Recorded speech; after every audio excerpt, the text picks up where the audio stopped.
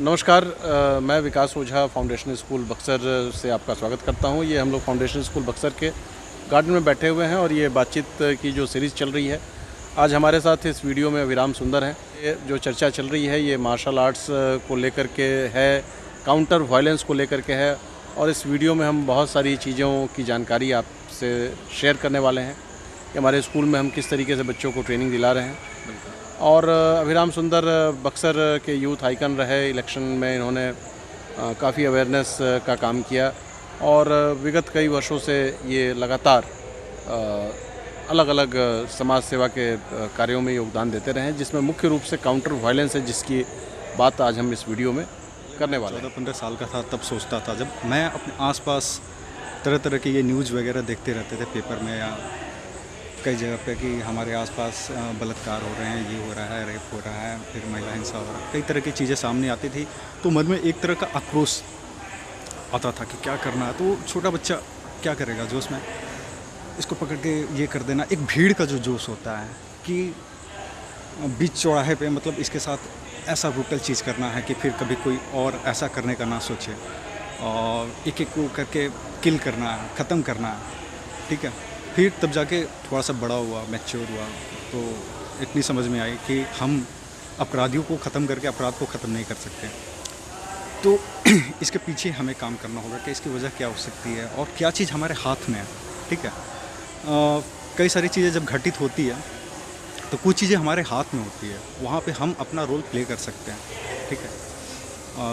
रोने और candle march और सिस्टम को दोष देने के बजाय तब जाके मैं सेक्सुअल असॉल्ट प्रिवेंशन और रेप एग्रेशन डिफेंस एक प्रोग्राम बनाया, डिज़ाइन किया और मैं ऐसे स्कूल, कॉलेज, इंस्टीट्यूट और विलेज में जा के कैंप लगाने लगा, अपनी टीम तैयार की, उनको ट्रेंड किया और फिर मैं इस दिशा में काम करने लगा। कितने साल से आप काम कर रहे हैं? मैं तकरीबन 6 सालों से सर काम कर रहा हूँ। 6 साल से आप इस पर मेरा ये था कि मैं 2.5 साल पहले मेरा एक ये लक्ष्य था कि 1 लाख लड़कियों को मैं इस बक्सर सिटी में मैं उनको तैयार करूँ। तो उस दौरान मैं आसपास के जितने भी गांव हैं मैं उनको कवर किया, ट्रैवल किया, कॉलेज में गया, स्कूल में गया, छोटे प्राइवेट स्कूल में गया, ऐसे कैंप लगाया, बाहर इंस्ट्रक्टर रेडी किया अपने नीचे, क्योंकि अकेले मैं नहीं कर सकता इतना चीज़ें कवर। तो इस पे हमारी एक मूवी आ रही है कि एक व्यक्ति कैसे एक अपराधी को ख़त्म करने को सोचता है, फिर आगे जाके फिर वो बताता है कि वायलेंस इसका आंसर नहीं है, कुछ और करना पड़ेगा हमें। फिर वो दिखाया गया। बेसिकली थीम ये है कि सेल्फ प्रोटेक्शन को अपने एजुकेशन में ये करना है, इन्वॉल्व करना है। जब आप ये बात बोलते हैं कि वायलेंस किसी चीज़ का जवाब नहीं है, तो मुझे वो बहुत ही अच्छा भी लगता है सुन के और मैं सोचता हूँ कि आप तो काफ़ी, जिसको हम लोग बोलते हैं जूडो, कराटे और तमाम अलग अलग चीज़ें हैं और आप तो काफ़ी, जिसको कहें कि फुर्तीले हैं और इन चीज़ों में ट्रेनिंग भी है, ट्रेनिंग देते भी हैं, तब आप उसके बाद ये बोलते हैं कि नॉन वायलेंस। सर कुछ चीज़ों को हमें समझना होगा। 2 शब्द हैं, एक है शांतिपूर्ण, एक है हानि रहित। तो इसके बीच के अंतर को समझते हैं हम। जो व्यक्ति हिंसा के लिए सक्षम नहीं है वह अपने आप को शांतिपूर्ण कहने का अधिकार नहीं रखता। मैं थोड़ा सा अच्छे से समझाने की कोशिश करता हूँ। जो व्यक्ति हिंसा के लिए सक्षम नहीं है वह शांतिपूर्ण नहीं, वो हानि रहित है। एक व्यक्ति शांतिपूर्ण है क्योंकि उसे होना है, उसके पास विकल्प नहीं है, और एक व्यक्ति शांतिपूर्ण है क्योंकि वह होना चाहता है, चुना है उसने। तो यहाँ पे एक बहुत बड़ा अंतर है। तो मैं अपने बच्चों से हमेशा ये बोलता हूँ कि अपनी जो ज़िंदगी है ना, वो हमेशा सम्मान, निष्ठा और मजबूती के साथ जिए।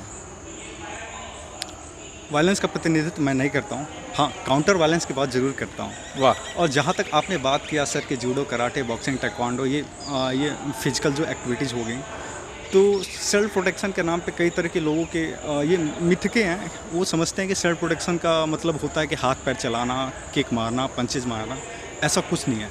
जब बात हम लोग सेल्फ प्रोटेक्शन की करते हैं तो उसमें कई सारी चीज़ें शामिल होती हैं, इंक्लूड होती है, जिसमें से एक टूल होता है आपका ये। उसमें एक टूल ये भी है, मार्शल आर्ट, जूडो, कराटे और ताइक्वांडो, और ये एक टूल है। और भी तमाम अलग अलग चीज़ें हैं। बिल्कुल सर, मैं अभी इस पर प्रकाश डालना चाहूँगा। हाँ, बिल्कुल। जब सेल्फ प्रोटेक्शन की बात करते हैं तो उसमें self awareness, situational awareness, threat recognition, negotiation, और कई तमाम चीज़ें होती है, कन्फ्लिक्ट मैनेजमेंट, वो केवल शारीरिक ही नहीं, मानसिक और साइकोलॉजिकल और इमोशनल लेवल पे और उसकी तैयारी होती है। एक व्यक्ति जब अचानक से वायलेंस में पड़ता है, ठीक है, उसका ऐसा इनकाउंटर हो जाता है वायलेंस के साथ, तो उसके होंठ सूखने लगते हैं, पैर कांपने लगते हैं, वो डिसीज़न नहीं ले पाता क्योंकि वो कभी उस प्रेशर से गुजरा ही नहीं है, ठीक है। और टनल विज़न क्रिएट होता है, यानी उसके सामने की चीज़ें दिखाई दे रही है, आसपास की चीज़ें दिखाई नहीं दे रही है, कम सुनाई देना, और ब्रेन वायलेंस के दौरान एक फ्रीज प्रतिक्रिया उत्पन्न करता है, तो वो डिसीज़न नहीं ले पाता है और वो उसे मालूम ही नहीं है कि उसे करना क्या है, ठीक है। वो चॉज में, वो कन्फ्लिक्ट में पड़ जाता है।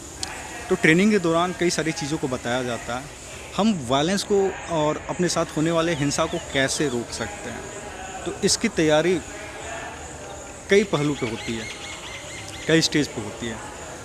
एक तो आप उसको होने ही ना दें, उसकी नौबत ही ना आने दें। एक अब हो रहा है हमारे साथ, उस दौरान हम क्या करेंगे और उसके बाद हम क्या करेंगे। यानी होने ना दें का मतलब यहाँ शायद आपका ये कहना है कि वो सिचुएशन को जहाँ तक हो सके आप प्रिकॉशंस लें। बिल्कुल सर, वो सिचुएशनल अवेयरनेस की मैं बात करता हूँ। सिचुएशनल अवेयरनेस कैसी है, इसको थोड़ा सा आगे बढ़ने के पहले एक तो दो बातें आपने कही, एक तो होने से रोकें, होने ना दें, ऐसी सिचुएशन ही ना आए, कैसे टैकल करें, और फिर भी अगर ऐसा होता है बिल्कुल तो क्या करें। तो पहले इस हिस्से पे आते हैं, सिचुएशनल अवेयरनेस पे। इससे क्या आपका मानना है, क्योंकि इस फील्ड में आपने काफ़ी काम। बिल्कुल सर, देखिए सर, कभी कभी होता क्या है ना कि वायलेंस अचानक से नहीं हो जाती है। ख़ास करके मैं जब डोमेस्टिक वायलेंस की बात करता हूँ तो उसकी शुरुआत अचानक से नहीं होती है। हो सकता है वो उसकी शुरुआत एक हस्बैंड अपने वाइफ के वो डीपी कंट्रोल पे कि ऐसा डीपी मत लगाओ, ये मत लगाओ, और फिर वो छोटे स्तर पे स्टार्ट होगी, ठीक है। वो पता ही नहीं चलेगा कि कब वो डोमेस्टिक वायलेंस का रूप ले चुका है। तो हमें उसको रीड करना पड़ता है कि कहाँ से शुरू हो रहा है, कहाँ स्टैंड लेना है, कहाँ बोलना है, उस चीज़ को हमें समझना पड़ता है। ये ज़्यादातर तो महिलाओं के साथ ही वायलेंस का। सर वायलेंस के या कई सारे जो- रूप हैं। मैं एग्जांपल के तौर पे मैंने एक डोमेस्टिक वायलेंस का ये लिया, ठीक है। वायलेंस तो अचानक से आप रोड पे चल रहे हैं, कहीं जा रहे हैं, लिफ्ट में, ट्रेन में ट्रेवल कर रहे हैं, वो आपके साथ हो तो हम लोग सकता है। सिचुएशनल वायलेंस के ऊपर थोड़ा एक हाँ, बार तो मैं आते हैं। सिचुएशनल अवेयरनेस की बात कर रहा था। तो उसको कैसे टैकल करना है, तो वहाँ पे एक टर्म आता है थ्रेट रिकॉग्नाइजेशन। थ्रेट हाँ, रिकॉग्नाइजेशन। उसको रिकॉग्नाइज करना पड़ता है आपको। वो इंडिकेट करता है, छोटे छोटे इंडिकेटर होते हैं, छोटे छोटे साइन होते हैं, आपको पढ़ना पड़ता है, अवेयर रहना पड़ता है, ठीक है। एक छोटा सा एग्जांपल दूंगा। कभी कभी क्या होता है कि दो रास्ते हैं, एक छोटा रास्ता है, ठीक है, और एक लंबा रास्ता है। और लंबा रास्ता सेफ है, थोड़ा क्राउड है, और जो छोटा रास्ता है वो आपके घर जाने का रास्ता है, लेकिन वो अंधेरा है और उस रास्ते में कुछ अलग तरह के लोग रहते हैं। तो हमें मालूम है वहाँ के सिचुएशन के बारे में, तो हम क्या डिसाइड करेंगे, क्या डिसीजन लेंगे, कौन सा रास्ता प्रेफर करेंगे। टाइम बचाने के लिए छोटा रास्ता प्रेफर करेंगे या क्राउड वाले रास्ते से जाएंगे, ये चीज़ हमारे हाथ में है। यहाँ पे हम चीज़ होने से पहले रोक सकते हैं, छोटी छोटी चीज़ें। मान लीजिए कोई वर्किंग वूमेन है या कोई लड़की है, वो शाम को अकेले आती है अपने घर पे, ऑटो का वेट कर रही है, तो कोई भी अचानक से किसी को भी ऐसे निशाना नहीं बना लेता है। उसे मालूम है कि उसका विक्टिम कौन है। अब जब वो अस्वस्थ हो जाता है तब वो निशाना बनाने की सोचता है। तो मैं यहाँ पे उस एग्जांपल की बात कर रहा था कि वो लड़की मैं ही हूँ, ठीक है, मैं उसके जगह पर रख के बात करता हूँ। और साथ ही सिचुएशनल अवेयरनेस को लेके मैं चल रहा हूँ। मैं उसके ऑटो में बैठा, ठीक है, कोई ऑटो आके रुकती है सुनसान जगह पे, मैं उसके ऑटो में बैठा। सबसे पहले मैंने उसका ऑटो का नंबर चेक किया, ठीक। उसको मैंने अपने मोबाइल से ये अपने जो जान पहचान के लोग हैं या जो मेरे करीबी हैं उनको सेंड कर दिया। मेरे मोबाइल में बैलेंस हो ना हो, मोबाइल स्विच ऑफ हो, उससे क्या लेना देना। मैंने झूठ मूठ मोबाइल ऐसे किया, हाँ भैया मैं जस्ट पहुँच रहा हूँ, 30 मिनट में पहुँच जाऊँगे, ये ऑटो नंबर है। और ये अब ऑटो वाले के दिमाग में एक चीज़ फीड हो जाएगा कि उसकी इन्फॉर्मेशन कहीं पे भेज दी गई है। तब वहाँ पे वो कुछ चीज़ें, वहाँ पे रिस्क मैनेजमेंट थोड़ा सा ये हो जाता है कि अब वो हमला करने के पहले या कुछ करने के पहले सोचेगा। तो ये छोटी छोटी चीज़ें हैं। अभी तक की जो बातचीत मैं समझ पाया, ये जो फिजिकल प्रोटेक्शन है, फिजिकल मार्शल आर्ट्स है, वहाँ तक तो बाद में आना है। बिल्कुल सर। पहले ये काउंटर वायलेंस की शुरुआत आपके हिसाब से वैचारिक है, ये वैचारिक विचार है। से शुरू होता बिल्कुल है। है सर, ये आपका एटीट्यूड है, आपकी लाइफ स्किल है, आपकी अवेयरनेस है, ठीक है। अगर मैं किसी रेस्टोरेंट में ऐसे एंट्री लेता हूँ तो मैं कभी भी उसके गेट की तरफ ऐसे पीठ करके नहीं बैठूंगा। मुझे नहीं मालूम है कि मेरे पीछे से कौन लोग आ रहे हैं। मैं ऐसे जगह पे बैठूंगा जहाँ से मैं सारे कॉर्नर्स को देख पाऊँ कि कौन कहाँ से एंट्री ले रहा है, मैं अवेयर रहूँगा। मैं कभी भी किसी बिल्डिंग में विजिट करते समय, सिनेमा हॉल या कोई भी पब्लिक प्लेस पे, मुझे मालूम है कि इमरजेंसी एग्जिट किधर है, किधर होनी चाहिए। आग लग जाए या किसी तरह का अटैक हो जाए, कोई कन्फ्लिक्ट हो जाए तो मुझे कैसे निकलना है, मुझे मालूम होना चाहिए। मैं किसी पार्क में जा रहा हूँ तो मुझे मालूम होना चाहिए इस गेट के अलावा भी और भी कई सारे गेट हो सकते हैं। तो ये अवेयरनेस, इसकी मैं बात कर रहा हूँ। तो ये वैचारिक चीज़ें हैं, ये वैचारिक चीज़ें हैं, इसकी शुरुआत एक्चुअली उसी एटीट्यूड से होती है एटीट्यूड से होती है सर। और उस एटीट्यूड को अडॉप्ट करना बहुत ज़रूरी है। बिल्कुल सर। शायद हमारी ये बातचीत जो दर्शक देखें उनको शायद कुछ तो ज़रूर इससे अवेयरनेस क्रिएट होगी। बिल्कुल सर। तो जितने भी स्कूल कॉलेजेस में पढ़ने वाले स्टूडेंट्स हैं उनके लिए ये वीडियो काफ़ी इम्पोर्टेंट है। मैं आपका ध्यान एक और विषय पे आकृष्ट करूँगा और उस पर आपके विचार जानना चाहूँगा। एक बुलिंग शब्द है, स्कूलों में इसके लिए काफ़ी, हम लोग तो अपने यहाँ काफ़ी काम करते हैं, लेकिन ये एक वाइड स्प्रेड चीज़ है। और जैसे कमज़ोर तो यूँ नहीं कहूँगा, किसी को विक्टिमाइज़ किया जाता है इसमें, बिल्कुल सर। किसी को कमज़ोर बनाया जाता है। तो ये इसका जेंडर से कोई लेना देना नहीं है, नहीं ये बिल्कुल लड़के लड़कियों सब में होता है। क्लास के किसी एक बच्चे का मजाक उड़ाना, उसको बुली करना, उसको तंग करना, तमाम अलग अलग चीज़ों से परेशान करना। कई बार इसको मूवीज़ में देखा जा सकता है और कई बार इन चीज़ों को क्लासरूम्स में होते हुए भी देखा जा सकता है। क्लासरूम्स वगैरह में, कॉलेज तो में। ऐसे स्टूडेंट्स के लिए भी ये वीडियो काफ़ी महत्वपूर्ण है, बिल्कुल सर। क्योंकि इसकी शुरुआत विचार से ही विचार से होती है। होती है। फिर आगे कैसे बढ़ता है? अगर मान लीजिए कि ऐसी सिचुएशन, लाख प्रिकॉशन कोई ले और लेने के कभी बाद ऐसे उस अवस्था में फंस जाए, हाँ, तो क्या ऐसे करना चीज़ों से काउंटर हो जाए तो उस समय हम लोग क्या करेंगे? तो सबसे पहले समझना होगा सर, आज भी हमारे इंडिया में ख़ास तौर पे सेल्फ डिफेंस की बातें होती है, ठीक है। तो मैं यहाँ पे एक चीज़ बताना चाहूँगा, सेल्फ डिफेंस जहाँ बात हो वहाँ पे तुम जाओ ही मत, ठीक है। Self defence classes, self defence technique, self defence moves, जब हम बात करते हैं सेल्फ डिफेंस, यानी कि कुछ ऐसा विजुलाइज करते हैं कि कोई मेरे पे अटैक कर रहा है और मैं खुद का डिफेंस कर रहा हूँ, तो वहाँ पे आप विक्टिम माइंडसेट क्रिएट कर रहे हैं। इसलिए मैं सेल्फ डिफेंस के बजाय काउंटर वायलेंस शब्द यूज़ करता हूँ। वायलेंस के प्रत्युत्तर में वायलेंस, ठीक है। तो हमें विक्टिम नहीं बनना है, पहला चीज़, वो आपके माइंडसेट रेडी होता है। दूसरा चीज़, जब ये जूडो, बॉक्सिंग, कराटे, टाइक्वांडो वगैरह ये एज अ स्पोर्ट्स चाहिए सर, ठीक है। मैं इतना वक्त बिताया इसमें, मैं भी एक स्पोर्ट्स पर्सन ही रहा हूँ, लेकिन बाद में जाके काउंटर वायलेंस इंस्ट्रक्टर बना, एजुकेटर बना, तो कई चीज़ों को देखा, समझा, जाना। होता क्या है कि हमारी ट्रेनिंग 2-3 तरीके से होती है, train to fight, train to protect, train to show, जो कि मूवी वगैरह में आप अक्सर देखा करते हैं। तो मार्शल आर्ट और काउंटर वायलेंस को हमें समझना होगा, इसके बीच का थोड़ा सा अंतर, फिर मैं उन चीज़ों को मैं जोड़ूंगा कि कैसे टैकल करते हैं। तो ये जो मार्शल आर्ट वगैरह है, एक कंट्रोल इन्वायरमेंट में होता है, ठीक है। यानी किसी ने मुझे ऐसे मारा तो मैं क्या करूँगा, फिर लंबे किक चलाऊँगा, ये वो डिस डैट तमाम टेक्निक्स। तो वहाँ पे आपका आसपास का वातावरण जो आपके नियंत्रण में है, ठीक है, आप तो वहाँ पे कर लेते हो। लेकिन जब रियल हिंसा में आप पढ़ते हो, रियल वास्तविक हिंसा के दौरान क्या होता है कि चीज़ें आपके कंट्रोल में नहीं रहती है। अब वो चाकू ऐसे मारेगा, ऐसे मारेगा, ऐसे मारेगा, वो आपके कंट्रोल में नहीं है। एट ए टाइम स्पॉन्टेनियस होगा, कुछ भी हो सकता है। तो उस समय ये यहाँ पे ये बैरियर है मार्शल आर्ट की। अब मैं बात करता हूँ काउंटर वायलेंस की। वायलेंस का कोई ग्रामर नहीं होता है। वायलेंस कभी भी, कैसे भी, किसी भी रूप में हो सकती है। ये ज़रूरी नहीं है कि तब हो जब आप पूरी तरह से फिट है, हेल्दी है, आप ऑफिस के तनाव में हैं, आप अपने कार्यस्थल के तनाव पे हैं, आप घर से झगड़ा करके निकले हुए हैं, आप घायल हैं या आप बीमार हैं, आप ख़राब मूड में हैं, जा रहे हैं, आपका काउंटर उस समय भी हो सकता है। आप अंडर प्रेशर हैं, तो मैंने बोला कि कंट्रोल इन्वायरमेंट में आप चीज़ें कर पा रहे हैं, लेकिन क्या उस दौरान आप हिंसा को टैकल कर पाएंगे? क्योंकि आपकी ट्रेनिंग तो उस तरफ हुई ही नहीं है। इसलिए यहाँ पे काउंटर वायलेंस का कंसेप्ट आया, क्योंकि वायलेंस का कोई ग्रामर ही नहीं है।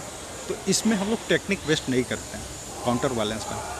इसमें मूवमेंट भी होंगे, वो ग्रॉस मूवमेंट होंगे, ठीक है, वो हर सिचुएशन के लिए अलग अलग टेक्निक नहीं होगा, वो एक कोर कंसेप्ट देगा, उसके आधार पे एज अ टूल हम लोग कई सारी चीज़ों को इम्प्लीमेंट कर पाएंगे। काउंटर वायलेंस क्या है? एक माइंडसेट है सर। वायलेंस के बदले हम जब वायलेंस ओपोनेंट को डिस्ट्रैक्ट करने की बात कैसे ऐसे सिचुएशन में कोई फंस गया, एक कोई एग्जांपल से हम लोग अगर जाने तो। बिल्कुल सर। समय क्या हुआ सर? समय कितना हुआ? 11। सर मैं अभी आपको मार सकता था, ठीक है, डिस्ट्रैक्ट हुआ। Right, very nice example. क्योंकि सर किसी अनजान व्यक्ति से अगर समय मैं पूछूं तो वो ऐसे करता है, उस समय मैं उसको ये कर सकता हूँ, चाकू वगैरह कुछ भी। मैं कभी अगर मेरे से आप समय पूछिएगा तो मैं ऐसे पॉइंट करूँगा, क्योंकि मैं आपको भी देख रहा हूँ, मैं अपनी घड़ी को भी देख रहा हूँ। छोटा सा एग्जाम्पल मैंने दिया है। ग्रेट, बहुत बढ़िया, वेरी नाइस। मैं उम्मीद ऐसे करता क्या हूँ होता है सर कि मैंने पूछ दिया कि ऑफिस कहाँ है, स्कूल का ऑफिस कहाँ है, जैसे ही मैं तो उधर एक नॉर्मल आदमी कैसे दिखाएगा कि हाँ वो है, या मैं कुछ भी कर सकता हूँ। एक काउंटर वायलेंस माइंडसेट वाला, कॉम्बेटिव माइंडसेट वाला आदमी कैसे दिखाएगा ऑफिस कहाँ है, वहाँ है, उसको मालूम है ना, सारा तो उसको हाथ से करना है, उसको क्यों घूमना है। यानी यहाँ पे आप ये बताना चाह रहे हैं कि एक मेंटल अवेयरनेस की स्थिति में हमेशा रहिए जब आप अजनबियों के साथ बात। बिल्कुल सर। जब मैं स्ट्रक्चर की जब बात किया, आप कैसे खड़े होते हैं, कैसे बैठते हैं, कैसे अजनबियों से बात करते हैं, इंट्रोगेशन कैसे करते हैं, ठीक है, नेगोशिएट कैसे करते हैं, सारा चीज़ में स्ट्रक्चर है, सारा चीज़ में काउंटर वायलेंस कॉम्बेटिव माइंडसेट है। पूरा चीज़ को जब आप मिलाएंगे, मेंटली और साइकोलॉजिकल, आपके इमोशनल इंटेंट और फिर तब फिजिकल ये एबिलिटी आपकी ट्रेनिंग, तब ये एक काउंटर बैलेंस का स्ट्रक्चर रेडी होता है, तब आप हिंसा को टैकल करने के लिए तैयार होते हैं। नहीं तो आप कितना भी ट्रेनिंग ले लें, अगर मेंटली आप प्रिपेयर्ड नहीं है, ये बिल्कुल वैसे ही है कि अधूरा रह जाएगा सर। हाँ, मेंटल है। पहले इस विचार को समझना होगा सर। तो दोनों स्थितियों की हम लोगों ने चर्चा की। बिल्कुल सर। हमने प्रोटेक्शन की चर्चा भी की कि कैसे प्रिवेंट किया जाए सिचुएशन को, और हमने ये चर्चा भी की कि अगर ऐसी स्थिति में आते हैं तो हमने आपकी वीडियो देखी थी जिसमें आप ट्रेनिंग दे रहे बच्चों को, कैसे उनको ऐसी कोई ज़बरदस्ती पकड़ के ले जाने लगे तो कैसे पैर पकड़ लेना है, स्क्रीम करना है खूब। बिल्कुल सर। वो काफ़ी आपकी अच्छी वीडियो थी। इसके बारे में भी कुछ बताइए कि छोटे बच्चे जो हमारी इस वीडियो को देख रहे हैं, बिल्कुल सर, बहुत छोटे जो स्टैंडर्ड 3 में पढ़ते हैं, 4 में पढ़ते हैं, अगर आपको ज़बरदस्ती कोई कहीं ले जाना चाहे तो वैसे स्थिति में आपको क्या करना चाहिए? और इसकी तैयारी उनके गार्जियन के साथ शुरू होगी, और ठीक है, इसमें उनके और पेरेंट्स का भी रोल होगा। उनको बताना होगा सही क्या है, गलत क्या है, उन्हें एट अ टाइम क्या डिसीज़न लेना होगा। जैसे कि अगर कोई अजनबी उनको ये इनिशिएट करता है कुछ देने का या बात करने का कोशिश करता है जो उनके जान पहचान से नहीं है, तो वहाँ पे उनको क्या सावधानी रखनी है, क्या बैरियर्स रखने हैं खुद के लिए, ये उनके पेरेंट्स बताएं। ठीक है, एक एग्जांपल देता हूँ। कभी कोई गार्जियन आ गया स्कूल में, ठीक है, फ़ोन्स वगैरह नहीं लग रहे हैं, आपसे उनकी बात नहीं हो सकती, ठीक है, वो बोला कि हाँ मैं इनके मोहल्ले का हूँ, मैं इनका पड़ोसी हूँ, इनको लेके जाना है, घर पे तबीयत ख़राब है। तो ऐसे सिचुएशन में माँ बाप को क्या करना चाहिए? अपने बच्चों को कोई एक सीक्रेट कोड बताएं जो उस बच्चे और माँ बाप के अलावा और किसी को ना मालूम है, ठीक है। तो आप पूछिए उस बच्चे से, उनसे कोड पूछिए, अगर मैच कर रहा है तब आगे के कुछ कार्रवाई कर सकते हैं। तो छोटी छोटी चीज़ें। पासवर्ड क्या है? पासवर्ड क्या है? बिल्कुल सर, रियल लाइफ में इम्प्लीमेंट करने की चीज़ है। माफ़ी चाहेंगे आपकी आपने जो एग्ज़ाम्पल दिया कि स्कूल से कई बार पड़ोसी हाँ या कोई रिश्तेदार या दूर के रिश्तेदार लेने आते हैं, तो पासवर्ड ज़रूर पेरेंट्स बताएं।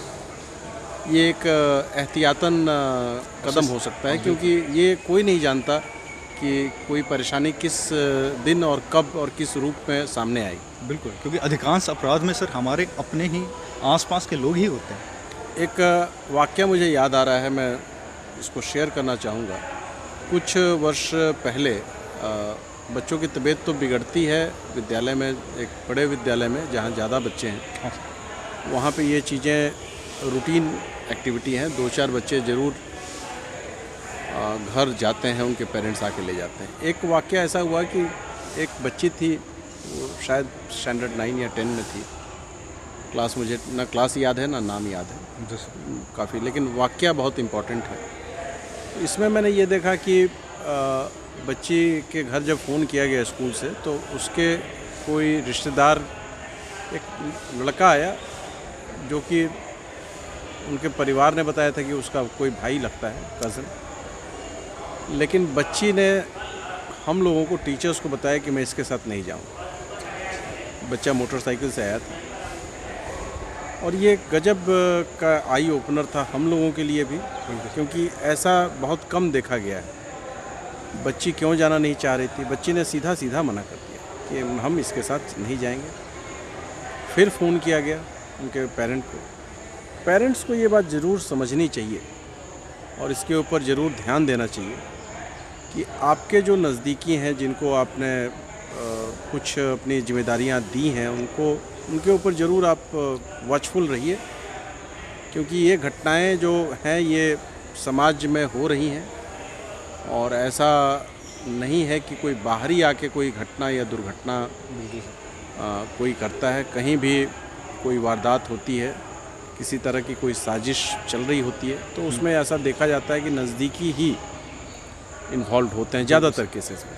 बिल्कुल सर। ऐसे सिचुएशन में कोई उलझ जाए अगर, तो आपका ये मानना है कि उसको पहले तो वैचारिक रूप से मजबूत होना चाहिए और इसका शारीरिक शक्ति से कोई लेना देना नहीं है, जहाँ तक मैं समझ पाया अभी तक इसकी की शुरुआत अभी जब वैचारिक लेवल से आप बात कर रहे हैं सर, तो वो चीज़ें आएंगी, अभी पीछे आएंगी, लेकिन कुछ चीज़ों को आप वहाँ तक आने का नौबत ही नहीं देंगे। यहाँ पे ही आप अब शुरू में मेंटली ही अगर आप टफ हैं तो बहुत चीज़ें मतलब कम हो सकती हैं, उसकी इंटेंसिटी को आप कम कर सकते हैं। कुछ बातों पे प्रकाश डालना चाहूँगा सर।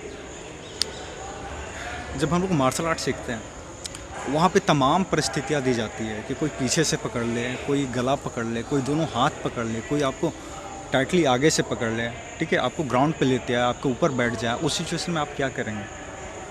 तो मैं बोलता हूँ कि वो सिचुएशन आने ही क्यों देंगे।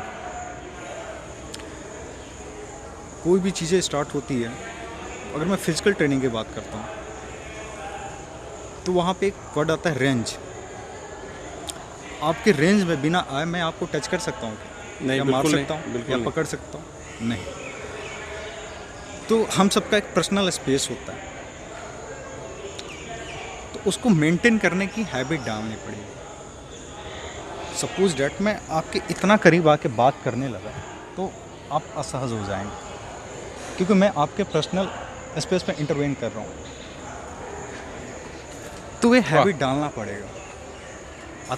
हमारा पर्सनल स्पेस क्या हो सकता है? फॉर एग्जांपल, हमने हाथ को ऐसे खोला, अब इसके अंदर कोई भी एंट्री लेगा तो हमारा पर्सनल दायरा है, उसमें कोई एंट्री नहीं ले सकता। बिना इसके अंदर आए वो कुछ कर नहीं सकता। तो चीज़ों को होने से पहले रुकिए। आप ध्यान से देखे होंगे सर, मैं कभी भी बैठता हूँ, ऐसे बैठता हूँ या बात करता हूँ वगैरह, अगर वो कोई कोशिश करे तो मैं यहाँ से मेंटेन कर सकता हूँ, रोक सकता हूँ। वो अंदर आएगा पकड़ने, तब न पकड़ेगा या कुछ करेगा। तो ये यहाँ पे एक हैबिट डालने की चीज़ है कि अपना जो पर्सनल दायरा है उसको मेंटेन करके रखना है। पर्सनल दायरा, पर्सनल स्पेस अगर फिजिकल तौर पे देखा जाए तो अपने हाथ से ऐसे खोल के देख सकते हैं, बेंड करके। इसके भीतर कोई नहीं आएगा, कोई अनजान भी व्यक्ति आकर भीतर बात नहीं करेगा। जिसको भी बात करना इतना इससे बाहर रख के बात करें। बिल्कुल। फिटनेस और स्ट्रेंथ के ऊपर मान लीजिए कि कोई लीन एंड थीन है सर, बिल्ट वाइज ही मतलब नेचुरली ही वो थोड़ा एक तरीके से जिसको कहा जाता है कि थोड़ा पतला दुबला कमज़ोर टाइप। सर हम लोग यहाँ पे ये हमारी बातचीत वैसे बच्चों के लिए, वैसे इंडिविजुअल्स के लिए कितनी कारगर हो सकती है? सर सबसे पहले हमें फिजिकल फिटनेस को समझना होगा। जब मैं फिजिकल फिटनेस की बात करता हूँ तो मैं ये बात नहीं करता हूँ कि बल्किंग कितना है, हमारे बाइसेप्स कितने हैं, हमारे ट्राइसेप्स हैं कि नहीं, और हम कितने केजी डेडलिफ्ट मारते हैं।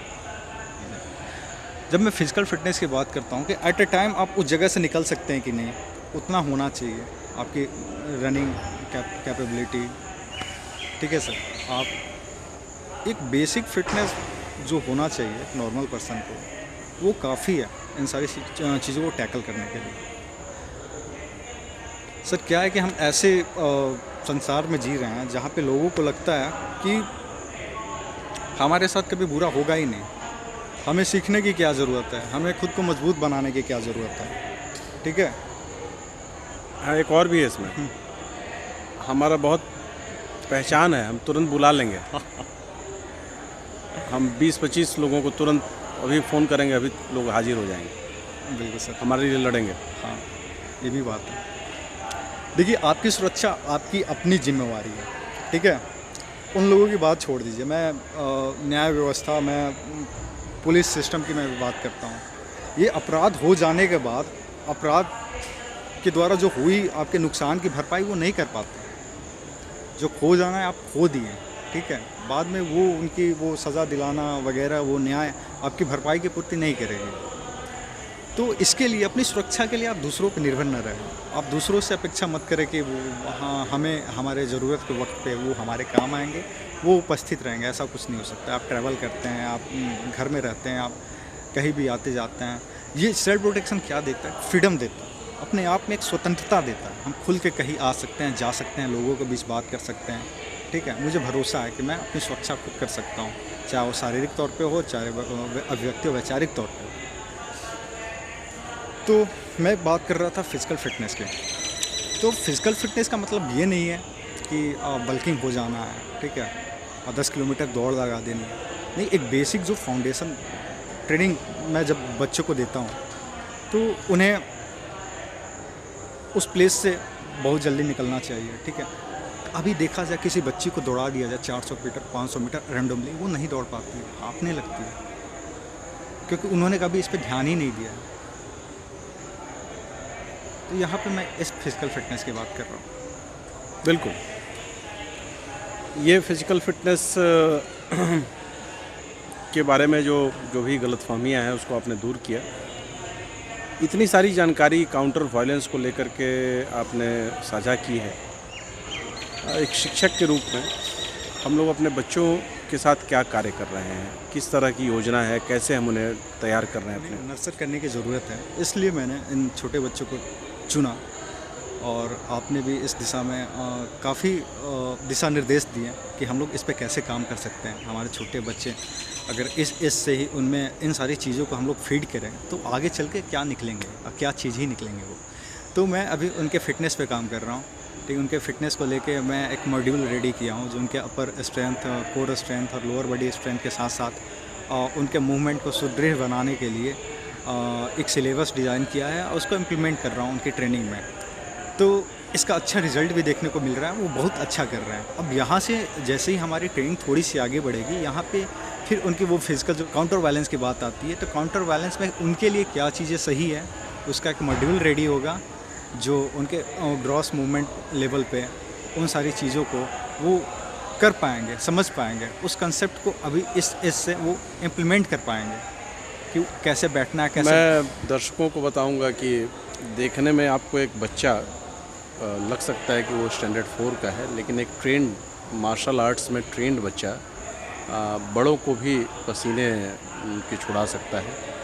और इसके बारे में ज़रूर कुछ बताइए कि क्या जो ये ट्रेंड इंडिविजुअल्स होते हैं, जो बच्चे हैं, बड़े हैं, ये क्या पोटेंशियल रखते हैं अपने आप में? सर, जब आप इसकी बात करते हैं तो फिज़िकल एबिलिटी के तौर पे बात कर रहे हैं या ओवरऑल बात कर रहे हैं? ये ओवरऑल बात कर रहे हैं। तो सर, ओवरऑल बात करें तो सर, हिंसा का मतलब हम लोग समझते हैं एक तरह के मिथक है। फिज़िकल जैसे होता है ना कि किसी को जानकारी नहीं है नहीं है और उसने छोटे बच्चे से पंख लेने की कोशिश की, उसको सोचा कि इसको मैं ओवर पावर कर लूँगा। बिल्कुल सर। और लेकिन छोटा बच्चा ट्रेंड है। बिल्कुल सर। मैंने हमारे स्कूल में चाइल्ड एब्डक्शन के कुछ सेशन लिए थे और उसमें मैंने बताया था कि अगर कोई आपको ऐसे एब्डक्ट करके ले जा रहा है, अपनी मर्ज़ी से आपको किडनैप करके ले जा रहा है, आपको करना क्या है। तो मैंने कुछ उनको ग्राउंड मूवमेंट बताया था, कुछ फिज़िकल और मूवमेंट साझा किए थे जहाँ पे ले जाने वाला बंदा उनको आसानी से ऊपर नहीं उठा पाता है, वो दोनों पैर से वो लॉक करके लिपट जाते हैं। कुछ फिज़िकल एक्टिविटीज़ हैं जहाँ पे उनको एब्डक्ट कर पाना मुश्किल होता है और बच्चों एब्डक्ट वो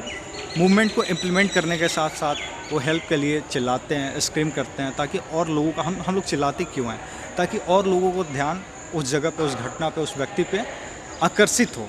तो यहाँ पे कई चीज़ें एक साथ काम कर रही है। हम उनको रोके हुए भी हैं और चिल्ला भी रहे हैं ताकि हेल्प के लिए कोई आए, वो हमें आसानी से वहाँ से लेके ना जा पाए। तो विक्टिम कोई भी किडनैपर या एब्डक्ट करने वाला वो देखता है कि उनके लिए क्या आसान चीज़ें हैं, वो भी रिस्क अपना वो कैलकुलेट करके चलता है कि किसे उठाना है, कैसे खुद को बचाना है। तो वहाँ पे इन बच्चों से उलझना वो नहीं चाहेगा। क्या आपको एक बात जो मैंने अपने अनुभव से समझा है कि हमला उसी के ऊपर होता है जो कमज़ोर है। हाँ, और हमला यदि हो गया और उसने पहला ही जो प्रतिक्रिया उसकी है, जो विक्टिम है, अगर वो प्रतिक्रिया काफ़ी लाउड देता है, काफ़ी मजबूती से, तो वो हमला बंद हो जाता है। एक एग्जांपल देना चाहूँगा सर कि कभी मैं प्रैक्टिकल जो देखता हूँ मैं वही साझा करता हूँ। लड़कियाँ क्या करती हैं कि ऐसे बुक्स ले ली, सर डाउन हो गया, कंधे झुक गए हैं और ऐसे रास्ते से जा रही हैं जहाँ पर छींटा काशी हो गया हुआ है। उनको भी मालूम है कि ये कुछ नहीं कर सकती, पलट के जवाब नहीं देती। मैं बोल्डनेस की जब बात करता हूँ कि आपकी अपीयरेंस वो झलक आना चाहिए, आपके कंधे उठे हुए हैं, आपकी ये चीन उठी हुई है, आप नज़रें सामने रखे हुए हैं, आप तब वो अपीयरेंस से पता चलता है कि ना इसमें वो बात है, ये जवाब रॉन्ग दे नंबर, सकती है। यहाँ पे रॉन्ग नंबर है। बिल्कुल सर। तो कई सारी चीज़ें होती है। हम लोग आत्मरक्षा का मतलब कुछ और समझ लेते हैं। हम लोग को लगता है कि खास तौर पे महिलाओं को कि पुरुष शारीरिक रूप से मजबूत होते हैं, उन्हें निपटा जाना संभव नहीं है। ऐसा कुछ नहीं है। आप सुरक्षा मुख्य रूप से चेतावनी के संकेतों के प्रति जागरूक होने का ये एक व्यवस्थित रूप है और फिजिकल ट्रेनिंग के दौरान आपको ट्रेनिंग इस तरीके से दी जाती है। मैं उसी समय स्ट्रक्चर की बात करता हूँ, कैसे किस स्ट्रक्चर को ब्रेक करना है, कैसे किस पकड़ को तोड़ना है, कैसे टैकल करना है। मैं वाइटल पॉइंट की बात करता हूँ कि आपको मालूम है कि आपको कहाँ पे मारना है, आपको अनावश्यक नहीं मारना है। मैं बोलता हूँ कि डोंट फाइट जस्ट फिनिश। जब मैं डोंट फाइट क्यों बोलता हूँ, मुझे भी मालूम है कि आपके पास उतनी कैपेबिलिटी नहीं है, तो मैं उसके साथ स्पोर्ट्स तो नहीं कर रहा हूँ, रेसलिंग तो करने नहीं गया हूँ कि दम की आजमाइश करूँगा। बिल्कुल। मैं मेरी जिम्मेवारी बस इतनी है कि मैं खुद को प्रोटेक्ट कर पाऊँ। जो भी वहाँ पे मूवमेंट हो रहे हैं जो मेरे लिए घातक है, उसको मैं टर्मिनेट करूँगा, डीएस्केलेट करूँगा, उसको फिनिश करूँगा। तो इसे आप कर सकते हैं। ऐसा कुछ नहीं है कि आपकी फिजिकल स्ट्रेंथ आपके आड़े आएगी। तो ये धारणा हटाना होगा लोगों को। इस वीडियो का माध्यम भी यही है कि लोग, दर्शक हमारे, ये समझें और इसको जहाँ तक हो सके अपने लाइफ में ले आने की कोशिश करें, क्योंकि शायद यही समाधान भी हो सकता है। आपकी मदद करने कोई दूसरा नहीं आए। बिल्कुल सर। एक बात और याद रखें कि गलत करने वाला जो भी है वो हमेशा मानसिक तौर पे कमज़ोर होता है। बिल्कुल। और उसको जब प्रतिक्रिया मिलनी शुरू हो जाती है तो वो दुम दबा के भागता है। तो कभी डरने की ज़रूरत नहीं है अगर आप गलत नहीं हैं तो। और अगर आपके साथ कभी इस तरह की कोई दुर्भाग्यपूर्ण घटना होने की आपको लगे कि आशंका है, तो हमेशा मेंटली अपने आप को आप प्रिपेयर करिए। खैर, चर्चा को आगे बढ़ाते हैं। हाँ। तो हमारे स्टैंडर्ड 3-4 के बच्चे, उनमें इलास्टिसिटी है, फ्लेक्सिबिलिटी ज़्यादा होती है छोटे बच्चों में। बिल्कुल सर। वो दोनों तरह की फ्लेक्सिबिलिटी, फिजिकल फ्लेक्सिबिलिटी तो है ही, हाँ। मेंटल फ्लेक्सिबिलिटी भी है। हाँ बिल्कुल। तो सीखने के लिए उत्सुक भी हैं। ऐसे बच्चे जब क्लास 8-9 तक पहुँचेंगे जी। तो बाय द टाइम 4-5-6 ईयर्स की उनकी ट्रेनिंग चलेगी। तो क्या लगता है आपको? मुझे तो सर ऐसा लगता है कि वो जो कैरेक्टर निकलेगा, एक स्ट्रॉन्ग बोल्ड कैरेक्टर निकलेगा। क्योंकि जब हम शरीर से मजबूत होते हैं, मन से मजबूत होते हैं, तो एक अलग तरह की निर्भीकता और स्वतंत्रता फील होता है। हम कहीं पे भी स्टैंड ले सकते हैं, अपने लिए, दूसरों के लिए। तो इस दिशा में हम लोग अच्छा काम कर रहे हैं। ग्रेट। हम उम्मीद करते हैं कि हमारे जितने भी अभिभावक हैं, विद्यालय से जुड़े हुए हमारे जितने भी मित्र हैं, उन सबको हमारा ये प्रयास सार्थक लगेगा। क्योंकि विद्यालय सिर्फ जिसको कहें किताबी ज्ञान देने की जगह तो नहीं है। व्यक्तित्व का निर्माण होना चाहिए। और क्या हमारे सिर्फ बोलने से होगा? ऐसा नहीं। तो जो शिक्षक विद्यार्थियों को सिखा रहे हैं, उनके क्या विचार हैं, ये आपको जानना बहुत ज़रूरी है। इसलिए भी ये चर्चा महत्वपूर्ण है। क्या व्यापक सोच है, क्या ऑब्जर्वेशंस हैं, कितना एक्सपर्टाइज़ है जिस फील्ड में वो काम कर रहे हैं, उस फील्ड में जब आप जानेंगे तब शायद आप ये समझ पाएंगे कि फाउंडेशन स्कूल की टीम क्यों बेहतर काम कर रही है। हम उम्मीद करते हैं कि आपको हमारा ये प्रयास अच्छा लगेगा। आपके साथ और भी वीडियोस के माध्यम से हम जुड़ते रहेंगे। हमारे साथ बने रहने के लिए धन्यवाद। नमस्कार।